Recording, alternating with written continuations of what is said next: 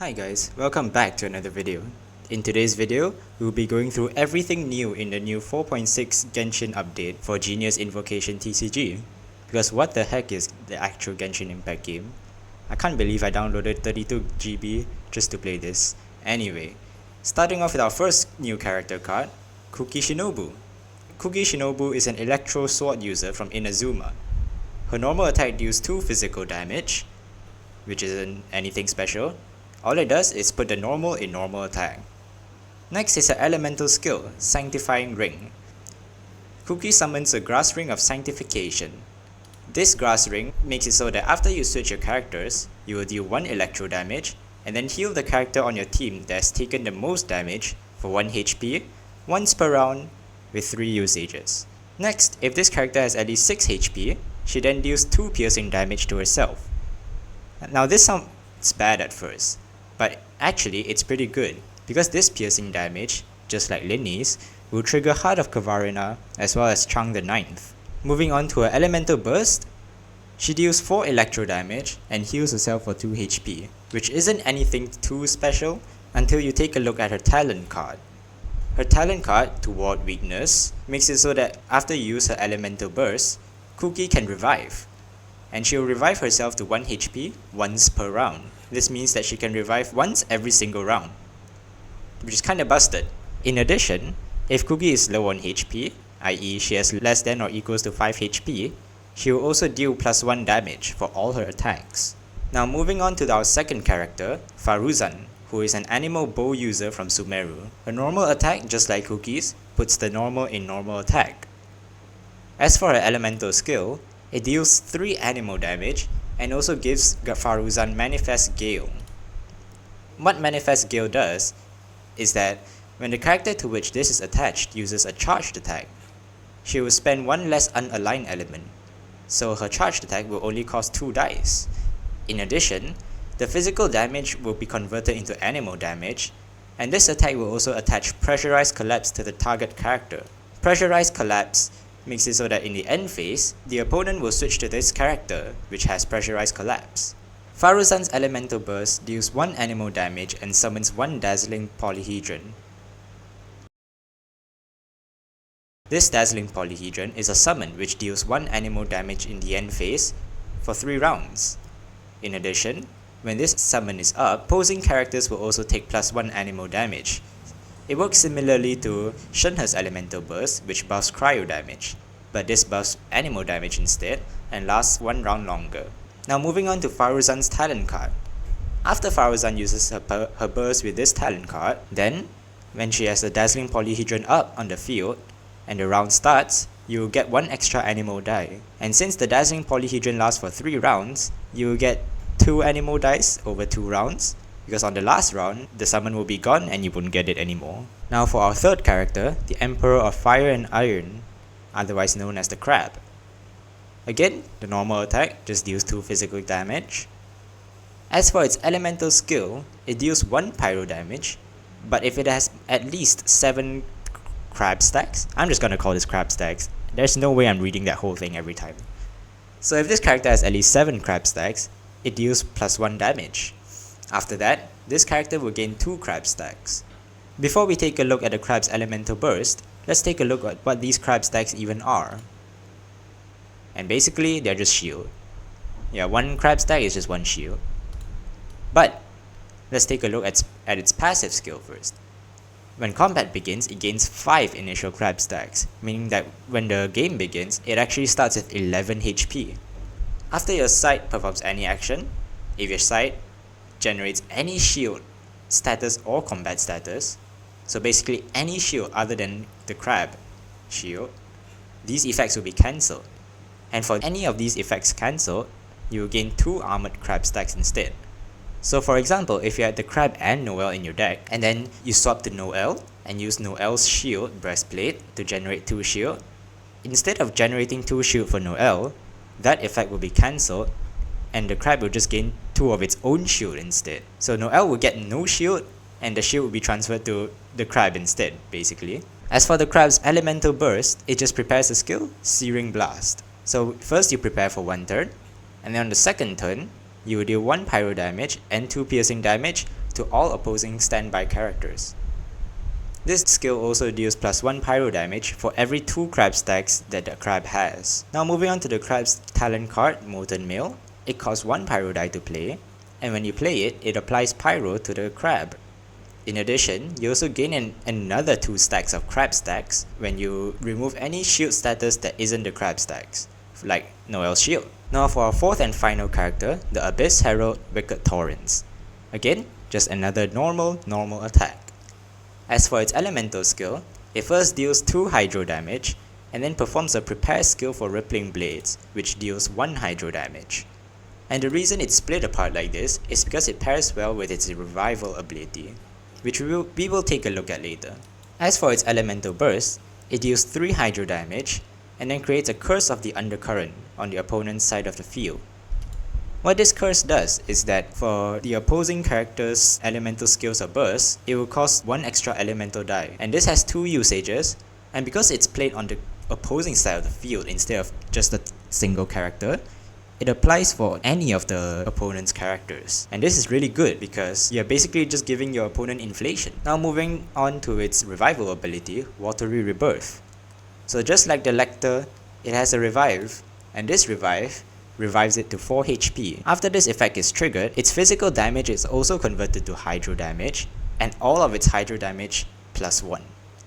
And you can see how this pairs well with its elemental skill, which hits twice, because it's not just +1 damage now, it's +2. As for its talent card, Surging Undercurrent, after the Abyss Herald triggers Watery Rebirth, or if you equip this after triggering it, it will create 1 Curse of the Undercurrent on the opposing playing field. Now moving on to the new action cards, we first have our new 2 dice cost Polearm, Rightful Reward. Unlike every other weapon, this weapon doesn't give the traditional +1 damage to all attacks. Instead, your character's elemental burst deals +2 damage, and after your active character takes damage or is healed, you will gain 1 Principle of Justice point, regardless of whether that character has this weapon equipped. If this card has accumulated 3 points, then it will consume all 3 points and grant the character to which this weapon is attached 1 energy. Next up, we have Amethyst Crown. After an opponent takes dendro damage, and when the character to which this is attached is the active character, this artifact will gain 1 crowning crystal. And if your crowning crystal stacks is equal to or higher than the number of cards in your hand, you will create 1 random basic elemental die up to twice per round. However, because this card relies on you having pretty much like no cards in your hand, I don't think it's that good at all. But I don't know, you could make it work. Next up, we have Taroumaru. When played, it creates 4 Taroumaru savings and distributes them evenly in your deck. After you have played 2 of these savings cards, you will discard this Taroumaru card and summon 1 Taroumaru Enraged, which is a summon. But first, let's take a look at the savings. Basically, it will create 4 of these savings, and each of them costs 0 and grants 1 Omni die. So it's like a better version of Woven. And if you manage to get all 4 of them, you actually make a profit of 2 dice. In addition, you also get this summon, which in the end phase deals 2 physical damage with 2 usages. So Taroumaru, if you can get at least 2 savings and use them, which, I mean, they're free, you can use them whenever you want, it just gives so much value. Next up, we have the White Glove and the Fisherman. In the end phase, it creates 1 Cordon for cleanup and places it randomly among the top 5 cards of your deck. And if this card only has 1 usage remaining, so basically on the second turn, since it has 2 usages, you will draw 1 card as well. What Cordon for cleanup does is, it costs 0 dice and just grants +1 damage to the next attack for your active character. And it can stack up to twice. Next up, we have Seirai Island. After any character on either side is healed, that character gains Distant Storm, which makes it so that they will take 2 piercing damage during the end phase. So this card is just basically made to counter healing cards. However, there is a downside, which is that it affects your own side as well. So if your own side heals, which includes revives by the way, then you will gain Distant Storm as well. And this lasts for 2 rounds. Next up, we have another card just like Taroumaru, which gives a ton of value, and that's Underwater Treasure Hunt. It only costs 1 die to play, and it's an event card by the way, but it creates 6 undersea treasures and places them into your deck at random. And each of these undersea treasures heals your active character for 1 HP and creates one basic elemental die. It's like Woven and Sweet Madame combined. 6 of them just for 1 die. The problem is they're all put into your deck randomly, so you're gonna need a crap ton of draw power to get all of these. And finally, we have the Rainbow Macarons. They cost 2 dice to play, and they heal the target character for 1 HP. Then, for the next 3 times that this character takes damage, they will also heal 1 HP afterwards.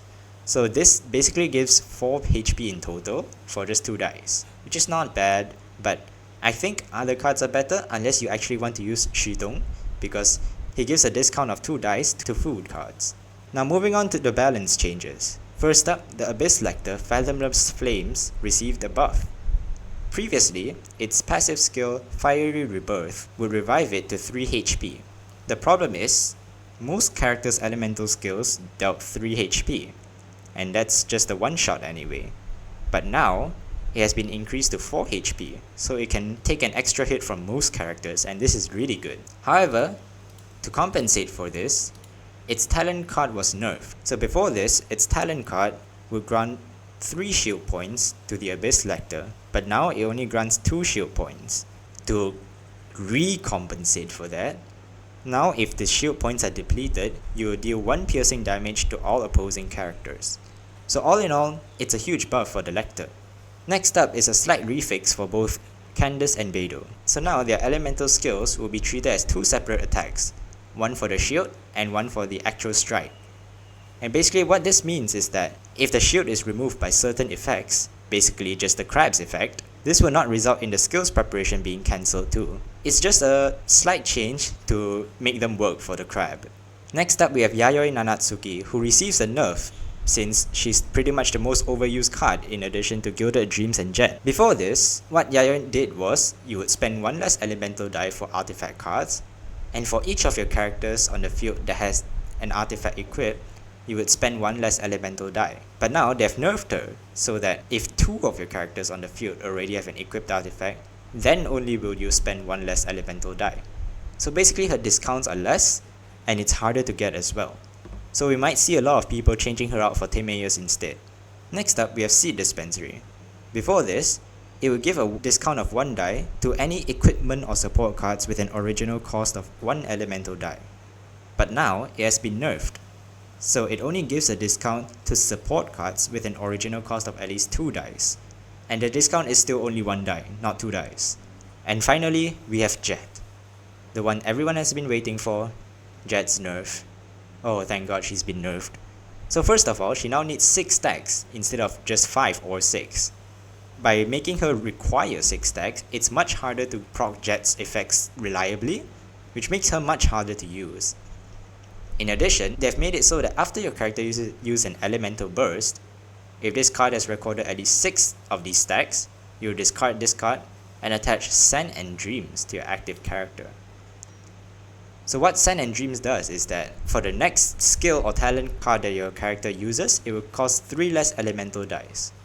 And since now she only costs 1 die, just like before, it's still technically a +2 dice advantage, but you don't get the dice instantly anymore. It only works for skills. And this is huge because after you use the burst, you don't get anything else. You just get this discount, not plain Omni dice, which basically kills the card. I mean, you could still kind of use her, but I don't know, she's definitely much worse than before. So that's all for this new update. I hope you guys will enjoy this new update, because I definitely will, especially now that Jet has been nerfed. And that's all for now. Thanks for watching, like and subscribe, and I'll see you guys in the next video.